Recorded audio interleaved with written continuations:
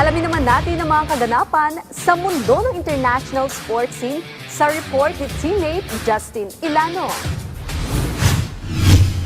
Sa tennis, nasungkit ng number 4 seed na si Peyton Stearns ang kanyang ikalawang career singles title matapos talunin ang kapwa niyang Amerikana na si Taylor Townsend sa final ng ATX Open 7-6, 7-5 noong linggo sa Austin, Texas. Sa isang matinding laban na tumagal ng 2 oras at 22 minuto, nagpakita ng tibay si Stearns matapos magtala ng 8 aces at maisalba ang 4 sa 7 break points. Sa unang set, na-break agad ng service ni Stearns at humarap sa double set point sa score na 5-3. Subalit naisalba niya ang 2 set point at nakapagtala ng 10 sa sumunod na 11 puntos. Bagamat nabigo sa 4 na set point sa tie-break, naagaw pa rin niya ang set matapos maisalba ang isa pang set point ni Townsend. Si Stearns ay dating All-American at National Singles Champion at naging bahagi ng 2 NCAA team titles ng University of Texas sa Austin.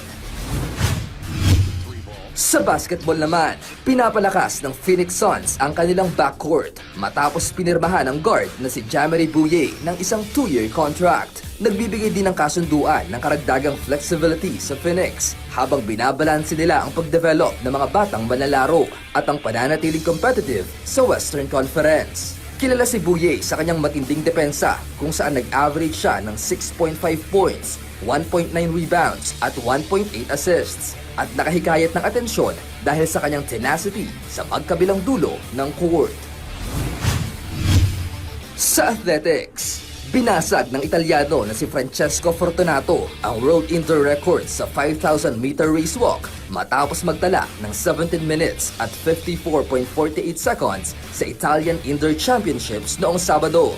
Halos 13 seconds ang nabawas ni Fortunato sa dating record na 18 minutes and 7.08 seconds na itinala ng Russia na si Mikhail Shchenikov noong 1995. Ang 31-year-old 20-kilometer bronze medalist ay nakapagtala na rin ng mas mabilis na oras na 17 minutes and 55.65 seconds sa parehong torneo noong nakaraang taon. Ngunit hindi ito kinilala dahil sa isang technical judging issue.